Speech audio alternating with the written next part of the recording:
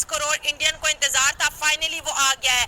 बांग्लादेश को लेके भारतीय सरकार ने सख्त इकदाम उठा लिए हैं। उन्होंने बांग्लादेश के एक्सपोर्ट को बैन कर दिया। जी बिल्कुल, ट्रांसशिपमेंट जो कि 2020 में शेख हसीना वाजिद के जमाने में बांग्लादेश को दी गई थी कि वो इंडिया का लैंड यूज करके इर्द गिर्द के कंट्रीज में अपनी ट्रेड कर सकते हैं, वो फैसिलिटी उनसे छीन ली गई है। मीडिया पर अगर इस तरह की बातचीत करें तो यकीनी तौर पर हुआ होगा, डाउट करने की वजह नहीं। अब ये सोच है और ये 5 साल का एग्रीमेंट था जो कि जून 2020 में हुआ था। अब बांग्लादेश की जो ट्रेड लॉजिस्टिक की जो कॉस्ट है वो बढ़ेगी।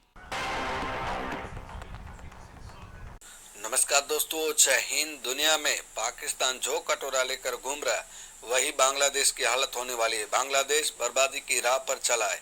चीन की तरफदारी उसे महंगी पड़ने वाली है। भारत ने बांग्लादेश को दी जा रही एक खास सुविधा को रद्द कर दिया। ये सुविधा बांग्लादेश को भारतीय जमीन के रास्ते दूसरे देशों को सामान भेजने में ये सुविधा जून 2020 में शुरू की गई थी। इससे बांग्लादेश को भूटान, नेपाल और म्यांमार जैसे देशों को सामान भेजने में आसानी होती थी। अब ये सुविधा बंद कर दी है भारत ने। चलिए आज की वीडियो। मोहम्मद यूनुस को क्या कहना चाहेंगे कि एक गलती और पूरे मुल्क को कह लें कि इस चीज की जो बहुतान है वो झेलना पड़ रहा है। देखिए, कायदे आज़म की कोटेशन है कि think 100 time before taking a decision.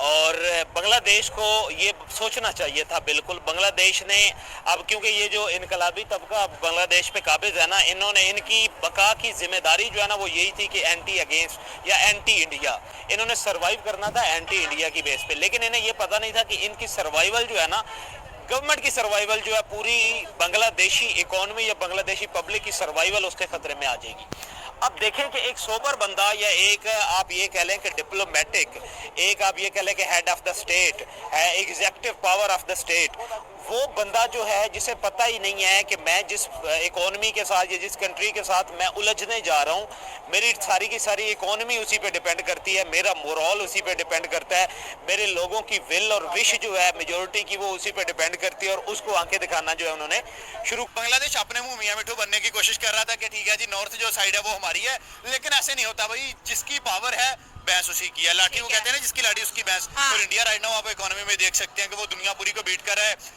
चाहे ट्रंप पे टैरिफ लगाए, चाहे ट्रंप जो कुछ भी करे, उससे सबसे ज्यादा जिसे तो फर्क, सबसे किसी को कम फर्क पड़ रहा है तो वो इंडिया है। उनकी हर चीज अपनी है, वो एक्सपोर्ट अपनी कर रहे हैं, इम्पोर्ट अपनी कर रहे हैं। सबसे ज्यादा इंडस्ट्री टैरिफ से इंडिया को फायदा पहुंचेगा। जैसे चाइना पे उन्होंने पहले की बात करूं 37 और अब खबर आ रही है 124-125% लगा दिया है। अगर एक शर्ट इंडिया की समझ लो 127 में मिल रही है तो चाइना की 327 में मिलेगी। तो कंज्यूमर मेड इन इंडिया को प्रेफर करेगा ना। बात है। पहले भी आप देखें कि अगर कोई भी बाहर की कंट्री इंडिया में आती थी तो इंडिया अपनी शराइत पे उससे काम करता था कि भाई आपने हमारे थ्रू चलना है तो हम काम करेंगे। और अभी टैरिफ के थ्रू जब इंडिया को उससे भी फायदा पहुंच गया है तो चाइना, देखे हम कहते थे कि चाइना 2028-29 में नंबर 1 पोजीशन पे चला जाएगा अमेरिका को बीट करके। नहीं, आप 2027 तक देखें इंडिया बीट करके आगे चला जाएगा। और आप राइट नाउ उसके बांग्लादेश के हालात देख सकते हैं।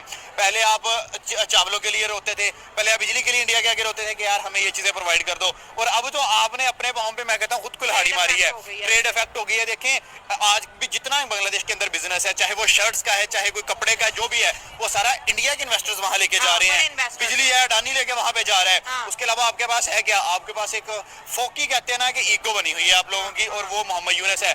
यूनुस खुद तो डूबेगा और साथ में वो कहते हैं ना, सनम हम तो डूबेंगे, तुम्हें लेके डूबेंगे। यूनुस इस वजह से भी डूबेगा क्योंकि यूनुस का कोई पॉलिटिकल बैकग्राउंड नहीं है, ये किसी सियासी फैमिली से नहीं आता। शेख हसीना एक पॉलिटिकल लीडर थी और मोहम्मद यूनुस जो है एक डॉक्टर है और इनको नोबेल प्राइज मिला गया। और ये इलेक्टेड भी नहीं है, सिलेक्टेड भी नहीं है, बस टेम्परेरीली आए थे, ठीक है। और अभी फिलहाल इलेक्शन का कोई सीन ही नजर आ रहा है। मेरा सवाल ये कि अगर इंडिया और पाकिस्तान के बीच क्लैश होते हैं तो बॉर्डर बंद हो जाते हैं।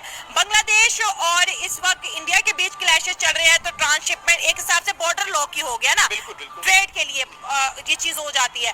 तो ये हर कंट्री दूसरी कंट्री को ट्रेड के पॉइंट ऑफ व्यू से क्यों दबाती है? देखिए, आजकल जंग है ही ट्रेड की, आजकल जंग है ही इकोनॉमी की। वो पहली वाली जंग नहीं है, मैं अक्सर ये बात करता हूँ। तो इंडिया को पता है कि अगर इनको इनके औकात पे गिराना है, देखें हमने इंडिया को आंखें दिखाई, उन्होंने हमारे साथ ट्रेड बंद की, तो हमें 2-3 साल के अंदर ही रियलाइज हो गया कि यार हमें कहाँ कहाँ खसारा पहुंचा है। हम दुबई के थ्रू कभी टमाटर मंगवा रहे हैं, कभी हम दुबई के थ्रू इंडिया से चीजें एक्सपोर्ट कर रहे हैं, टफ हो गई हैं चीजें। अब बांग्लादेश भी जो है वो पाकिस्तान के नक्शे कदम पे है। हम तो IMF के सहारे बैठे हुए हैं, हर साल उनसे कर्जा लेके हम अपना मुल्क किसी ना किसी तरीके से चला रहे हैं। अब बांग्लादेश के भी सेम पॉइंट ऑफ व्यू है। पाकिस्तान बांग्लादेश क्या सोच के इंडिया को आंखें दिखा रहा है, भूल गया है कि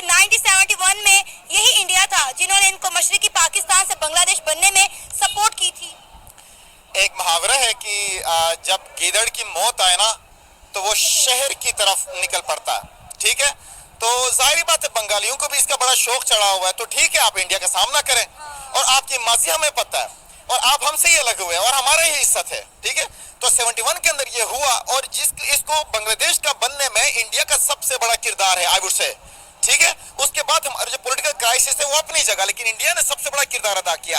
आज बांग्लादेश को चाहिए कि वो इंडिया के पैर छुए, अच्छा जी, उनको कहे नमस्ते जी हमें माफ करो, ठीक है। इंडिया को जाके पैर छूने चाहिए, बांग्लादेश को जाके उनके इंडिया वालों के पैर छूने चाहिए। नरेंद्र मोदी को बार बार जाके उनसे मुलाकातें करनी चाहिए, उनसे अपने ताल्लुकात बेहतर करें। इकोनॉमी में वो आपसे आगे है तो आप जेलस होने की बजाय कहीं और जाके झूठ पर अपना सियासत चमकाने की बजाय आप सच बोले। आप माने कि इंडिया आपसे बहुत आगे है, आप माने कि आप उनका मुकाबला नहीं कर सकते। लेकिन बांग्लादेश के लिए इकोनॉमिक चैलेंज तो बढ़ गया।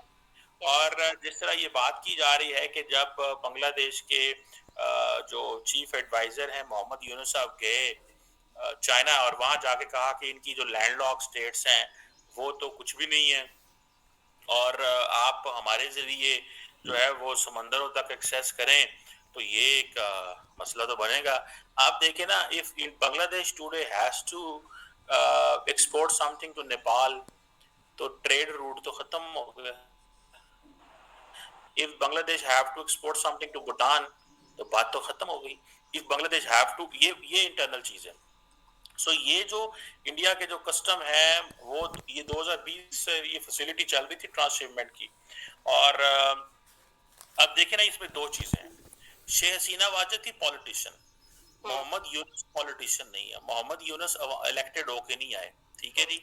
मोहम्मद यूनुस को नहीं पता कि ये ट्रांसशिपमेंट एग्रीमेंट क्या है, इंडिया के ऊपर किस तरह वो डिपेंडेंट थे। अब वो बेसिकली ये इंडिया एक कोर्सिव टैक्टिक इस्तेमाल करना चाहता है कि मोहम्मद यूनुस का जो एटीट्यूड है वो थोड़ा चेंज किया जाए, उसकी थोड़ी अप्रोच बदली जाए। अब ये देखें कि ये जो ट्रांसशिपमेंट फैसिलिटी थी, इसकी वजह से बांग्लादेश के जो एक्सपोर्टर थे वो इंडियन टेरिटरी के जरिए मुख्तलिफ जगहों पे पहुंचते थे और कार्गो जो चलते थे बांग्लादेश से, वो इंडिया की लैंड कस्टम स्टेशन से गुजरते थे और इंडिया का जो इंडिया का इंदिरा गांधी इंटरनेशनल एयरपोर्ट है दिल्ली के अंदर, वहां से होते हुए जो है वो बांग्लादेश की जो एक्सपोर्ट है वो यूरोप, वेस्ट एशिया और इन इलाकों में पहुंचती थी। और जैसे मैंने पहले बताया कि 2020 में ये एग्रीमेंट इंट्रोड्यूस कराया गया था और अब उन्होंने बांग्लादेश को बेसिकली बताया कि आपकी वैल्यू क्या है, आपकी औकात क्या है, वो उसको थोड़ा सा बता रहे हैं कि आपके पास तो लॉजिस्टिकल इंफ्रास्ट्रक्चर नहीं है। आप हमारी 7 स्टेट की बात करते हैं कि वो समुद्र तक एक्सेस नहीं रखती, तो आपको तो हम कहीं का भी नहीं छोड़ेंगे।